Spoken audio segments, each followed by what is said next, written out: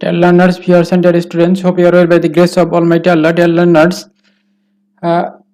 আজকে আমি করব সিম্পল কমপ্লেক্স কম্পাউন্ডের তৃতীয় নম্বর ভিডিও 3 নম্বর ভিডিও। এর আগে আমি আরো দুইটা ভিডিও করেছি।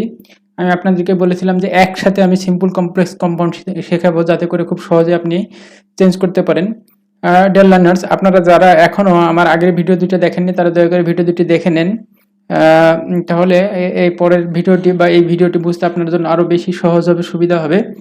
ডিয়ার লার্নার্স, যদি আপনি একবার ভিডিওগুলো দেখেন তাহলে বুঝতে পারবেন যে খুব সহজেই কিন্তু আপনি একবারেই সিম্পল কমপ্লেক্স কম্পাউন্ড করতে পারছেন। তো ডিয়ার লার্নার্স, চলুন দেরি না করে শুরু করা যাক আজকের সিম্পল কমপ্লেক্স কম্পাউন্ড।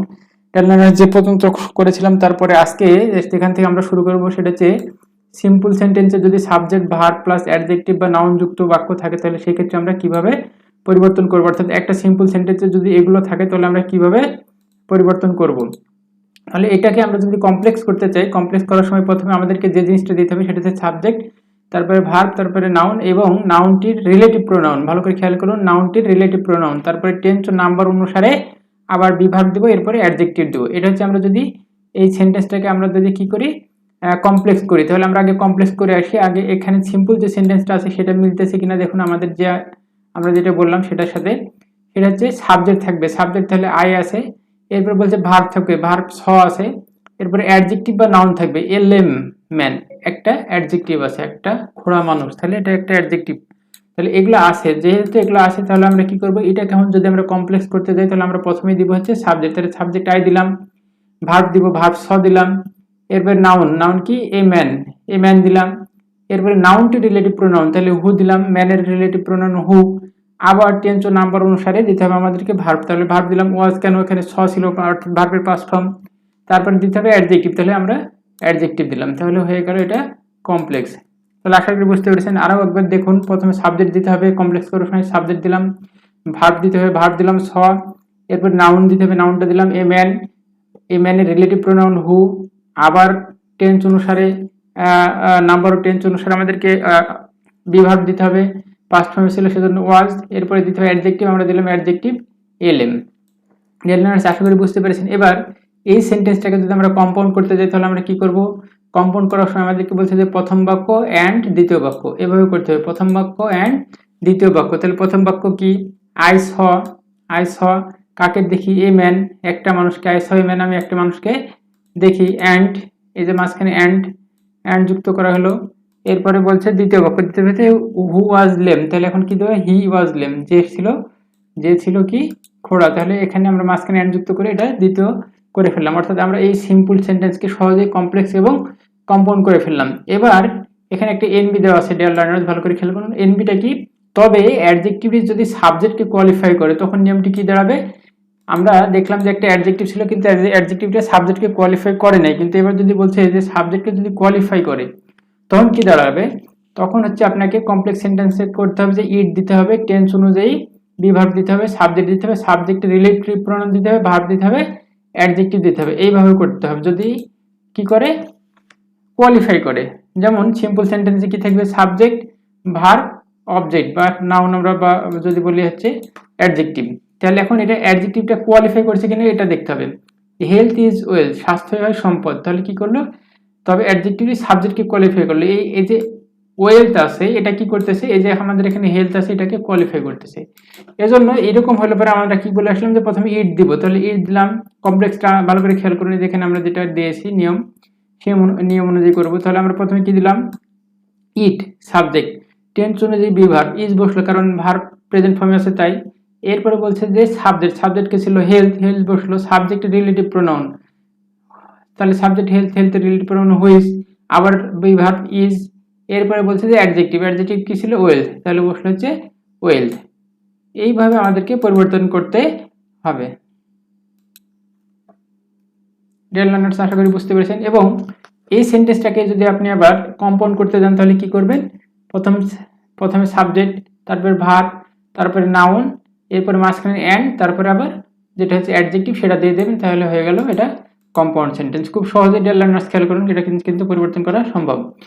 এখন আমরা যেটা দেখবো সেটা হচ্ছে সিম্পল সেন্টেন্স যদি সিঙ্গেল সেন্টেন্স হয়, সিঙ্গেল সেন্টেন্স থাকলে পারে সিম্পল সেন্টেন্স, সেটাকে আমরা কিভাবে পরিবর্তন করব। সেটা পরিবর্তন করার জন্য কমপ্লেক্স যখন করব তখন রিলেটিভ প্রোনাউন বা দ্য প্লেস হোয়ার অথবা দ্য টাইম এই ডট ডট এরকম করে থাকবে। দেখুন এখানে যে সিম্পল আমরা সিঙ্গেল সেন্টেন্স বললাম, rice grows well in Dinajpur, এটা কি, এটা সিম্পল সেন্টেন্স এবং এটা single sentence. Rice grows well in Dinajpur simple sentence, পাশাপাশি এটা একটা সিঙ্গেল সেন্টেন্স। এটাকে যদি আমরা করতে যাই তাহলে বলছে যে রিলেটিভ প্রোনাউনের জন্য আমরা কি করব, প্রথমে দিনাজপুর দিলাম, অর্থাৎ যেটা ছিল নাউনের জায়গায় সেটা দিলাম প্রথমে, এরপরে ভার্ব দিলাম ইজ, তারপরে যে বলেছে দ্য প্লেস, তাহলে দ্য প্লেস, তারপরে হোয়ার, তারপরে আবার রাইস, তারপরে আবার ভার্ব, ভার্বের সাথে রিলেটেড যেটুকু ছিল সেটুকু আমরা দিয়ে দিলাম। এরপর এটাকে যদি কম্পাউন্ড করতে চান তাহলে কি করতে হবে, প্রথমে সাবজেক্ট, তারপরে ভার্ব, তারপরে ইজ দ্য প্লেস, মাঝখানে দেব অ্যান্ড, তারপরে রাইস গ্রোজ ওয়েল দেয়ার। খুব সহজে কিন্তু আপনি এভাবে পরিবর্তন করতে পারেন। একইভাবে আপনি আরো একটা নিয়ম এখানে দেওয়া আছে, সেই নিয়মটাও ফলো করতে পারেন। হ্যাঁ, এই নিয়মটা ফলো করে কিন্তু আপনি একইভাবে করতে পারেন। এরপরে এখন আমরা দেখব যে হোয়েন যুক্ত সময় নির্দেশক কমপ্লেক্স সেন্টেন্সকে সিম্পল করার নিয়ম। হোয়েন যুক্ত, যদি একটা সেন্টেন্সে হোয়েন যুক্ত থাকে তখন আপনি কিভাবে সেটাকে হোয়েন যুক্ত সময় কমপ্লেক্স সেন্টেন্স সিম্পল করবেন। তাহলে দেখুন, হোয়েন ক্লজে ছোট সময়, বয়স, ঋতুর উল্লেখ থাকলে নিচের নিয়মের সাহায্যে সিম্পল করতে হয়। কি কি বলেছে, একটা হচ্ছে সময় আর একটা হচ্ছে ছোট সময়, বয়স, ঋতু উল্লেখ থাকলে পারে।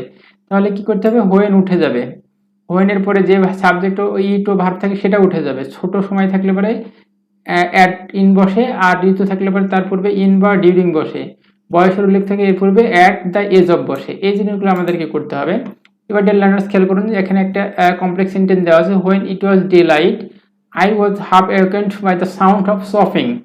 I was half awakened by the sound of chopping. তাহলে এখানে হোয়েন যুক্ত আছে এবং ইট ওয়াজ ডে লাইট, এই যে এখানে সময়কে নির্দেশ করেছে, ভালো করে খেয়াল করুন। তাহলে কি বলেছে, যদি সময়কে নির্দেশ করে তাহলে হোয়েন উঠে যাবে, সাবজেক্ট ভার্ব যা ছিল সব উঠে গেল, এই পর্যন্ত উঠে যাবে।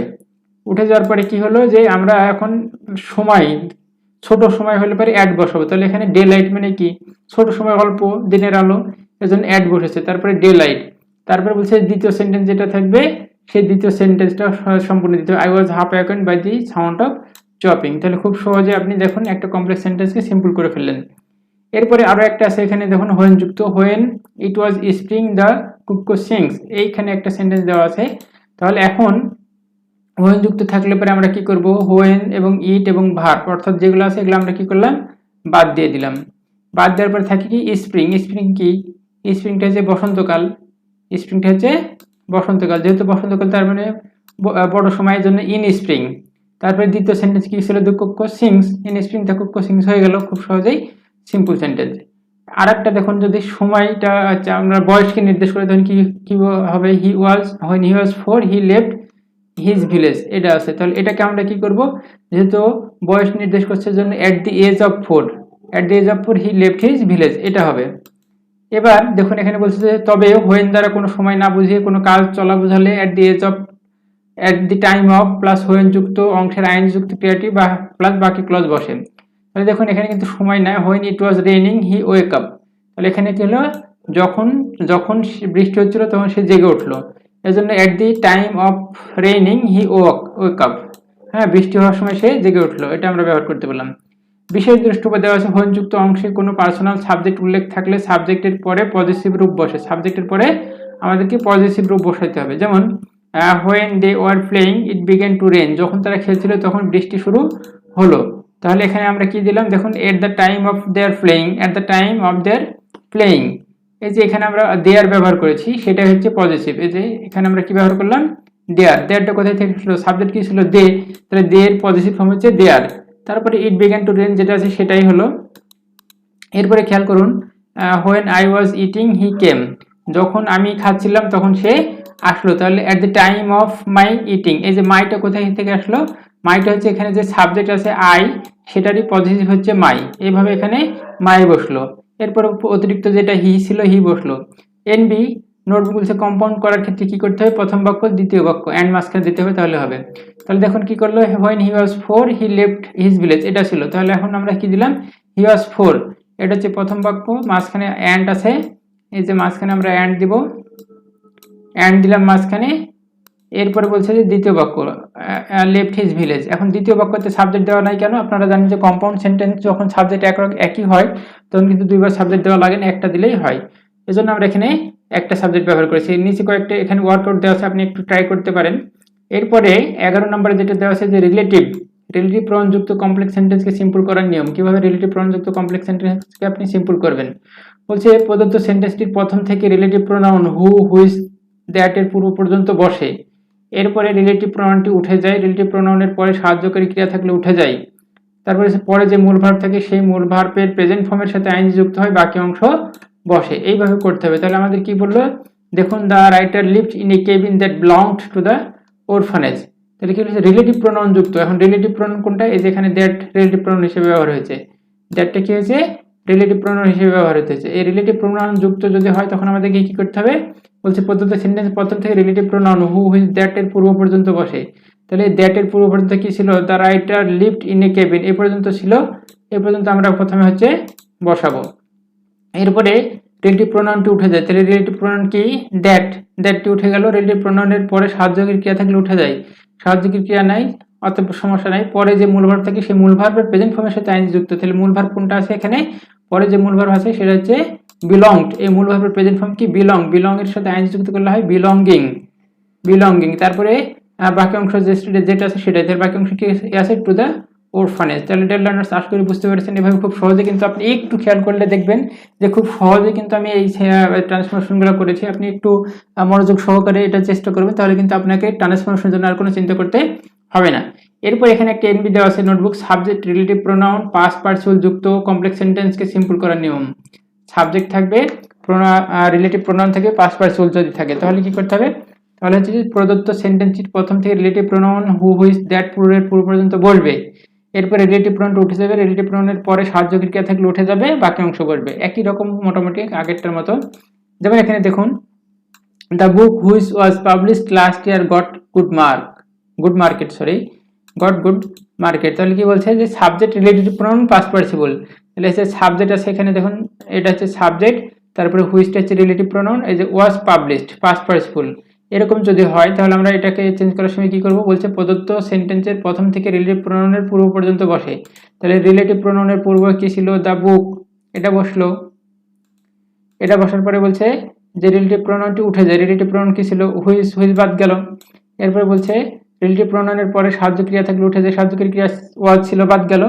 এটা হচ্ছে বাকি অংশ কি হয় এখন? এই যে published last year goat good market, এটা বসলো। তাহলে published last year goat good market, এটা বসে গেল। তাহলে এইভাবে আপনি এটা পরিবর্তন করতে পারেন। ডিয়ার লার্নার্স, একটু যদি আপনি মনোযোগ দেন তাহলে কিন্তু এটা অনেক ইজি হবে।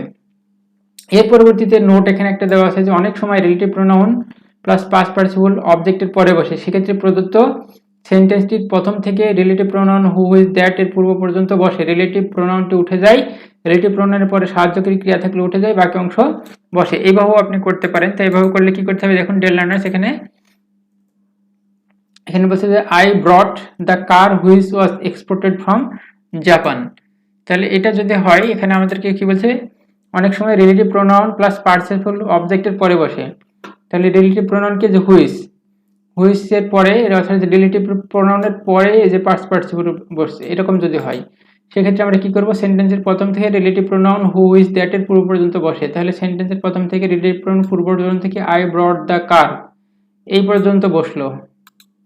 এই পর্যন্ত বসার পরে বলছে রিলেটিভ প্রোনাউনটি উঠে যায়। রিলেটিভ প্রোনাউন কি ছিল? হুইচটা বাদ গেল। রিলেটিভ প্রোনাউনের পরে সাহায্যকারী ক্রিয়া থাকলে উঠে যাবে। তাহলে ওয়াজ ছিল, ওয়াজও বাদ গেল। বাকি অংশ কি বসে? এই যে এক্সপোর্টেড ফ্রম জাপান, এটুকু আছে, এবার এটুকু বসলো বাকি অংশ, তাহলে হয়ে গেল। ডিয়ার লার্নার্স, আশা করি বুঝতে পারছেন। এরপরে এখানে আরেকটা দেওয়া আছে, দেখুন নিয়ম, সাবজেক্ট রিলেটিভ প্রোনাউন অ্যাডজেক্টিভ যুক্ত যদি থাকে, কমপ্লেক্সকে সিম্পল করার নিয়ম, সাবজেক্ট প্রোনাউন অ্যাডজেক্টিভ। তাহলে কি করতে হবে? এরকম যদি থাকে তাহলে বলছে প্রথমে দি এর পরিবর্তে এ বা অ্যান বসে, রিলেটিভ প্রোনাউনের পরের অ্যাডজেক্টিভ বসে, সাবজেক্ট বসে, অ্যাডজেক্টিভের পরের অংশ বসে। এইভাবে হবে। তাহলে এখানে দেখুন, the boy who is industrious can shine in life. The boy who is industrious can shine in life. তাহলে সাবজেক্ট রিলেটিভ প্রোনাউন, সাবজেক্ট হচ্ছে দ্য বয়, রিলেটিভ প্রোনাউন হচ্ছে হু। এরপরে কি দেওয়া আছে? অ্যাডজেক্টিভ কি? যে ইন্ডাস্ট্রিয়াস পরিশ্রমী, এটা হচ্ছে অ্যাডজেক্টিভ। এরকম থাকলে কি বলছে যে ডি এর পরিবর্তে এ বা এন বসে, তাহলে এখানে এন বসলো কারণ ইন্ডাস্ট্রিয়াস তাই। তারপরে রিলেটিভ প্রোনাউনের পরে অ্যাডজেক্টিভ, রিলেটিভ প্রোনাউনের পরে অ্যাডজেক্টিভ কি ছিল ইন্ডাস্ট্রিয়াস, ইন্ডাস্ট্রিয়াস বসলো। তারপর সাবজেক্ট, সাবজেক্ট কে বয় ছিল, বয় বসলো। এরপরে অ্যাডজেক্টিভের পরের অংশ, অ্যাডজেক্টিভের পরে কি ছিল দেখুন এখানে ক্যান শাইন ইন লাইভ, এজন্য একটু এখানে বসলো ক্যান শাইন ইন লাইভ। টেলার্নার্স হচ্ছে একটু দ্রুত গতিতে আমি বোঝানোর চেষ্টা করছি, কারণ হচ্ছে ভিডিওটা লম্বা হয়ে যেতে পারে, এজন্য আমি চেষ্টা করছি আজকে শেষ করার জন্য। এরপরে দেখুন এখানে নোট দেওয়া আছে অনেক সময় রিলেটিভ প্রোনাউন অ্যাডজেক্টিভটি অবজেক্টের পরে বসে, অ্যাডজেক্টিভটি অবজেক্টের পরে বসে, রিলেটিভ প্রোনাউন অ্যাডজেক্টিভটি অবজেক্টের পরে বসে। যেমন সেক্ষেত্রে কি করতে, সেক্ষেত্রে প্রদত্ত সেন্টেন্সে subject verb article a and the adjective object বসে। যেমন দেখুন I helped a woman who was helpless, তাহলে এখানে কি বলেছিল অনেক সময় রিলেটিভ প্রোনাউন অ্যাডজেক্টিভটি অবজেক্টের পরে বসে, অবজেক্টের পরে। তাহলে অবজেক্ট কোনটা, এই যে এ উইম্যান, এটা হচ্ছে উইমেন, এটা হচ্ছে অবজেক্ট, অবজেক্টের পরে কি বসছে, হু বসছে। এরকম যদি হয় সেক্ষেত্রে আমরা কি করব, প্রদত্ত সেন্টেন্সের সাবজেক্টকে আই, তারপরে ভার্ব কি হেল্পড, তারপরে এ বা এন, তারপরে অ্যাডজেক্টিভ কি ছিল হেল্পলেস, তারপরে অবজেক্ট কি ছিল উইমেন বসলো। এভাবে আপনি চাইলে পরিবর্তন করতে পারেন। এখানে বেশ কিছু ওয়ার্কআউট দেওয়া আছে, এই যে নিয়মটা করালাম সেই নিয়মের সাথে রিলেটেড আপনি চেষ্টা করতে পারেন। এরপরে নাম্বার 12 দেখুন হোয়াট যুক্ত কমপ্লেক্স সেন্টেন্সকে সিম্পল করার নিয়ম। কি যুক্ত, হোয়াট যুক্ত, বলছে সাবজেক্ট ভার্ব হোয়াট উঠে যায়, প্রদত্ত পজিটিভ ফর্ম বসে, নাউন বসে। এইভাবে আপনি পরিবর্তন করবেন কি, হোয়াট যুক্ত হলে পরে। যেমন I know what his name was, এটা হচ্ছে একটা সেন্টেন্স অর্থাৎ কমপ্লেক্স সেন্টেন্স। এটাকে সিম্পল করতে গেলে আপনি কি করতে হবে, প্রথমে সাবজেক্ট, তারপরে ভার্ব, তারপরে হোয়াট উঠে গেল, তারপরে পজিটিভ হিজ, এটা ছিল পজিটিভ, তারপরে নেম নাউন। এইভাবে আপনি কিন্তু করতে পারেন। এরপরে ডিয়ার লার্নার্স খেয়াল করুন রুল 13, কোনো complex sentence A it is certain, it is surely, it is certain থাকলে সিম্পল করার সময় তাদের পরিবর্তে সার্টেনলি, শিওরলি এবং সাডেনলি বসে। এইভাবে কিন্তু আপনি ব্যবহার করতে পারবেন। কি কি, সার্টেনলি, শিওরলি এবং সাডেনলি, এগুলা কিন্তু আপনি ব্যবহার করে চেঞ্জ করতে পারবেন। তাহলে দেখুন it is certain that he will come, it is certain that he will কাম।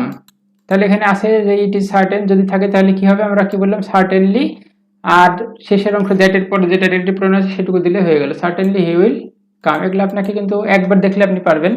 এরপর দেখুন এখানে আর একটা দেওয়া আছে যে it is sure that he has done it. তাহলে আমরা কি জানি যে ইট ইজ শিওর থাকলে পরে কি করতে হবে, শিওরলি হবে। তাহলে ইট ইজ শিওর দ্যাট থাকার কারণে শিওরলি, আর দ্যাটের পরে কি আছে, হি হ্যাজ ডান ইট, খুব সহজে হয়ে গেল। আরো একটা দেখুন যে it was sudden that his father died, তাহলে এখানে কি দেওয়া আছে, এখানে দেওয়া আছে হচ্ছে সাডেন, তাহলে সাডেন থাকলে আমরা কি জানি সাডেনলি হবে, আর পজিটিভ কি হিজ হবে, অর্থাৎ সাডেনলি হিজ ফাদার ডাইড। নিচেরগুলো ঠিক একই রকম ভাবে আপনি পরিবর্তন করতে পারেন, একটু দেখলে বুঝতে পারবেন। ডিয়ার লার্নার্স, আশা করি এই ভিডিওটি আপনাদের কাজে লেগেছে। আপনার এই ভিডিওগুলো যদি একটুও আপনার উপকার করে থাকে দয়া করে লাইক করুন, শেয়ার ও সাবস্ক্রাইব করে পাশে থাকবেন। আজকের মতো এখানেই শেষ করছি। সবাই সুস্থ থাকুন, সুন্দর থাকুন, ভালো থাকুন। আসসালামু আলাইকুম।